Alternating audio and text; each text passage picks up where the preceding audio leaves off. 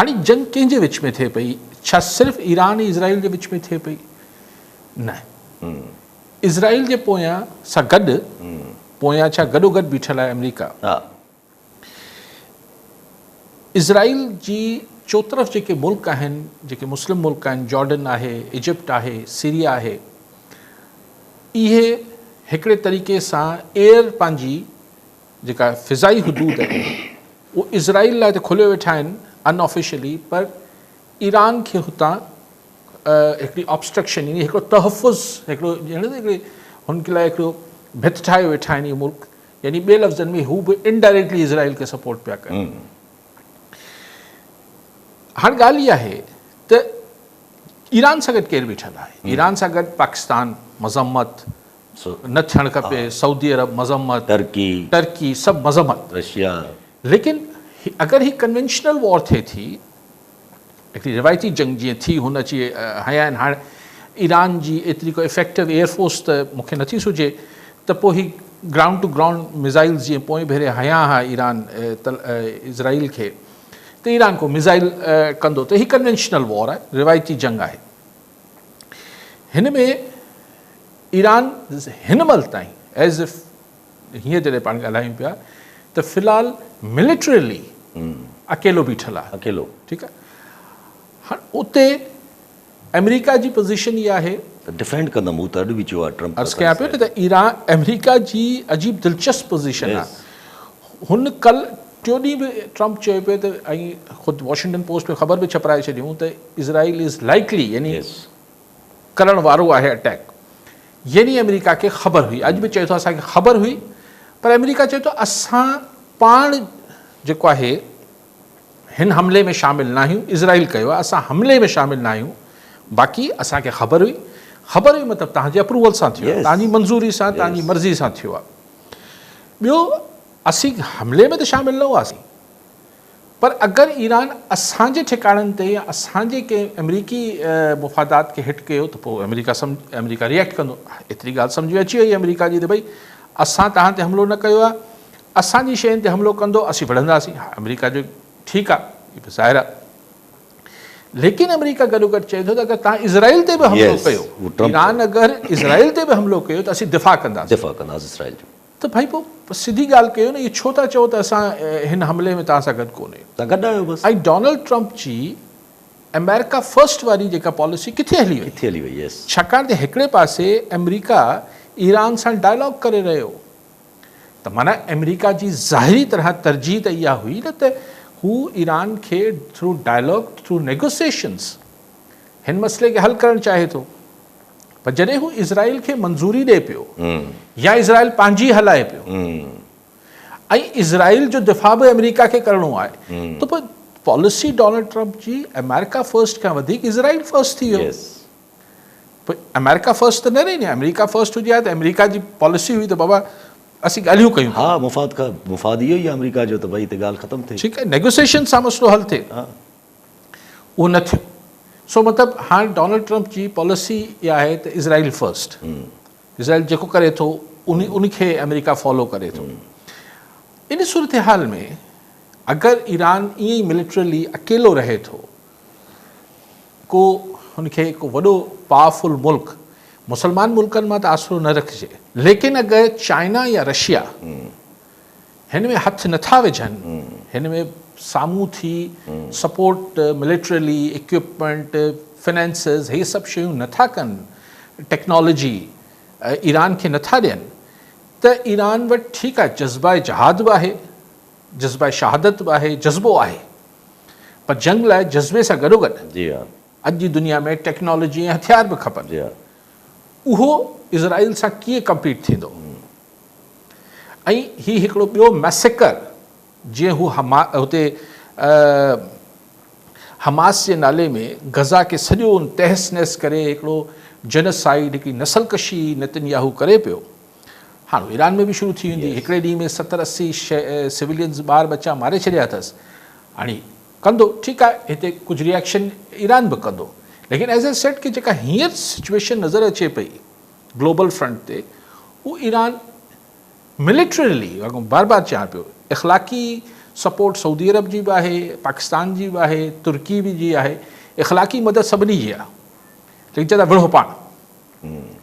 त उन सूरत में ही फ़िलहालु हिकिड़ी पर हाणे चवनि था त ईरान जेको आहे, जेको पाण बि चए पियो ईरान, त उहो को हीउ जेको रिवायती जवाबु न ॾींदो, रिवायती जवाबु न ॾींदो त माज़ी में त ईरान जेको आहे डिघे अरसे खां इज़राइल सां खे सोढ़ो करण लाइ हमास खे, हिज़्बुल्लाह खे, हुसीस खे, इन्हनि खे यूज़ कंदो रहियो आहे।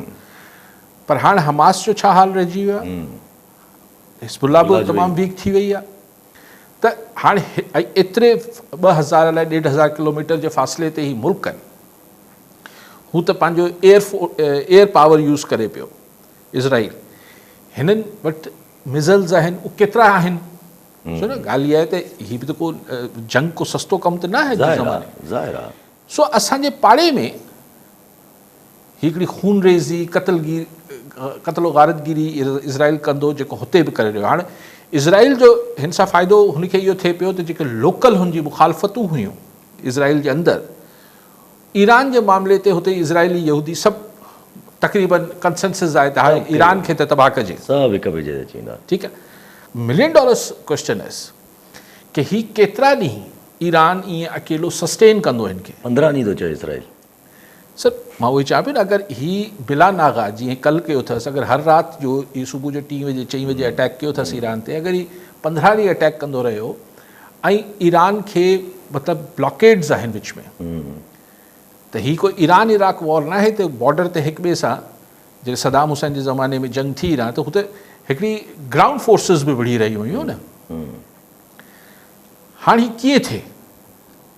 सो ॾुखियो थींदो। ऐं हिन खे अगरि इज़राइल खे ही बि फॿी वियो त पोइ पाकिस्तान खे स्पेशली सोचणु खपे जी गिणती में मल्टीप्लाइड बाय 100 थियणु खपे इज़राइल जे ईरान जी। छाकाणि त इज़राइल खे त इम्यूनिटी आहे, हुनखे हिकिड़ी अमेरिका जेको आहे ॾिनल आहे त तूं जेको कंदे उहो तोखे दुनिया हुनखे क़बूले वठंदी, न बि क़बूलींदी न क़बूले। सो ॾाढी क्रिटिकल सिचुएशन त आहे। ऐं पाड़े में ई खूनरेज़ी थींदी, इन जो छंडा त हिते बि ईंदा। हुननि जा हदफ़ ईअं न हूंदा आहिनि, हुननि जा हदफ़ कुझु ॿिया हूंदा आहिनि। ईरान खे हू गज़ा त न सम्झनि न, मतिलबु ईरान में बहरहाल हिकिड़ा 7-8 करोड़ माण्हू रहनि था। कई ॿिया फैक्टर्स बि आहिनि हुन में, जेको ख़ुदि अक़ीदे जा मामलात आहिनि, उहो सॼो मिडल ईस्ट। पोइ ही अगरि ही सिर्फ़ु ऐं ॾिसणो इहो ई आहे त पोइ इज़राइल खे ऐं अमेरिकन इंट्रस्ट खे जेको ही सॼो हिकिड़ो पूरो मकतबा फ़िक्र आहे, इहो हिन जी मेजॉरिटी हिन एरियाज़ में आहे। पोइ भले हुकूमतूं अमेरिका बहादुर ऐं हिननि सां रहनि, पर हुते जो पब्लिक जेका आहे हू ईरान जे मामले में सुपर सेंसिटिव आहे। ठीकु आहे। त इन जा हिकु रिपल्स वधीक घटि ॻाल्हि पियो कयां त शदीद शॉक्स त ईंदा, लेकिन तेसि ताईं ईरान में जेको नुक़सानु थी वेंदो सो थींदो। हाणे ट्रम्प चए थो त हीउ तव्हां ते हमलो थिए पियो, पर तव्हां संडे जे ॾींहुं अची मूंसां अमेरिका सां ॻाल्हियूं कयो। उन्हनि कैंसिल करे छॾियूं। सर ईरान कीअं ॻाल्हियूं करे? ईरान कैंसिल करे छॾियूं। त हाणे ॻाल्हियूं, अगरि त ट्रम्प खे इहो ख़्यालु हो त हिन हमले खां पोइ ईरान गोॾा खोड़े वेहंदो, ईरान इहो अफोर्ड ई नथो करे सघे डोमेस्टिकली बि।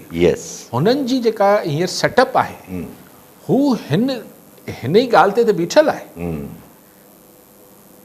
अगरि की भई इहो जेको बसि न छॾींदासीं ऐं असां पंहिंजो दिफ़ा करे सघूं था, हीअ शैतानी क़ुवतूं आहिनि जेको बि आहे सॼो, त उन ते ईरान कीअं बच कंदो? ऐं एतिरो ओपनली ब्लेटेंटली त हिकिड़ो ॾींहुं हुनजा माण्हू शहीद करे वञनि ऐं ॿिए ॾींहुं हू वञी अमेरिका सां ॻाल्हाए, जेको ज़ाहिर आहे ॿार बच्चो बि सम्झी सघे थो त इहो हमलो अमेरिका करायो आहे। त हाणे ॻाल्हि इहा आहे त विल रशिया और ईरान चाइना इहो त चए थो त ठीकु आहे असीं हिन में सालसी कराइण जी कोशिशूं लाइ तयारु आहियूं, फलाणा आहे, लेकिन छा हेल्प ईरान खे कंदा या न कंदा? ऐं पोइ हुन में पाकिस्तान जो रोल छा रहंदो if China gets involved? If China gets involve त पोइ अञा पाकिस्तान लाइ वरी पोइ अगरि ओपनली न बि। ऐं हिकिड़ो ॿियो बि सुवाल पियो अगरि ॾिसो न, इज़राइल हीउ जेको इंडिया पाकिस्तान जो कॉन्फ्लिक्ट थियो, हुनमें इज़राइल हिकिड़ी टेसिट मदद त कई न इंडियंस। खुली सपोर्ट कई बाक़ायदा खुलियल support, बल्कि असां टेस्ट डिफेंड खुलियल, हा। असां डिफेंड कंदासीं उन्हनि जे स्पोक्स पर्सन जा रिस्पॉन्ड अचनि पिया दुनिया में 7 एटमी मुल्क डिक्लेयर्ड आहिनि जंहिंमें पाकिस्तान इंडिया ही सभु शामिल आहिनि, अमेरिका ऐं बरतानिया ही सभु। पर 2 मुल्क, हिकिड़ो इज़राइल, ॿियो नॉर्थ कोरिया, यस जेके सभिनी ख़बर आहे सभिनी ख़बर आहे हिननि वटि ही बि एटमी क़ुवतूं आहिनि, त एक्चुअली 9 एटमी क़ुवतूं आहिनि। यस ही 2 जेके आहिनि ही डिक्लेयर्ड न आहिनि, हा बाक़ी 7 डिक्लेयर्ड आहिनि। पर ईरान जी ख़ुदि न्यूक्लियर कैपेबिलिटी जेको बाद में ही जेके ॻाल्हियूं थियूं पे त छा हिन पोज़ीशन में आहिनि त हू को धमकी ॾेई सघनि धमकी ॾेई सघनि त पोइ असां वटि ॿियो को ऑप्शन न आहे। ईअं न आहे त इज़राइल वटि बम न आहे, पर छा ईरान वटि आहे? हाणे ही जेको हिननि कल्ह अटैक कयो आहे इज़राइल, त हुननि जे हिन ही जेके रिसर्च हुआ न्यूक्लियर साइट्स हुयूं हिननि जूं लेबोरेटरीज़ छा चवंदा हुआसीं, लेबोरेटरीज़ इंस्टॉलेशंस हुयूं, उते हाणे हुननि खे वरी ॻणिती थी आहे इंटरनेशनल एटॉमिक एजेंसी वारनि खे त भई अगरि तव्हां एटमी जिथे ही थिए पियो एॾो आराम सां अटैक थी सघे उते अटैक कयो था त उते तापकारी त वधी सघे थी न। यस यस ऑब्वियसली हाणे हीअं त चवनि पिया त ईरान तरदीद पियो करे त न को रेडिएशन न पई वधे, पर तव्हां जिथे सॼो मामिलो थिए पियो तव्हां उनखे बम हणो पिया त हीअ थींदो आहे न। इवन तव्हांजे जेके बिजली घर हूंदा आहिनि न्यूक्लियर हिन ते, त उन्हनि जी हिफ़ाज़त करणी हूंदी आहे। जापान में हिकिड़ो दफ़ो कई जॻहियुनि ते इहो मसइलो थी वञे थो त भई हू को बम न हूंदा आहिनि, लेकिन ॻाल्हि इहा आहे त रेडिएशन त पकड़बी त हू त एनवायरमेंट लाइ माण्हुनि लाइ तबाही आहे। यस त हिननि हुते जेके बम हया आहिनि ज़ाहिर आहे हिते डेंजरस ॻाल्हि आहे न। तमामु अमेरिका खे जॾहिं अगरि हिट अगरि ईरान कयो, जेको ईरान चए थो त असीं अमेरिकन बेसिस खे ऐं अमरीकी अमले खे हिट निशानो बणाईंदासीं, ॻाल्हि इहा आहे त पोइ त हू नेटो जी अलाए कहिड़ी आर्टिकल इन्वोक थी वेंदी, माना नेटो इन्वॉल्व थी वियो, सॼो नेटो इन्वॉल्व थी वियो। जा अवल अमेरिका खे पंहिंजे दिफ़ा लाइ नेटो जी ज़रूरत न आहे, लेकिन पोइ त हिकिड़ी एतिरो वॾो एतिरा मुल्क सभु गॾिजी पोइ ईरान जे ख़िलाफ़ु थी वेंदा। सो मूं चयो न त अगरि हिन में ही को नई जेको न्यू वर्ल्ड ऑर्डर ट्रम्प जे करे ठहे पियो दुनिया में, हिन में दिस विल बी क्रूशल। ही जेके ईंदड़ 10-15 ॾींहं आहिनि त हिन में रशिया ऐं चाइना छा रोल प्ले कंदा।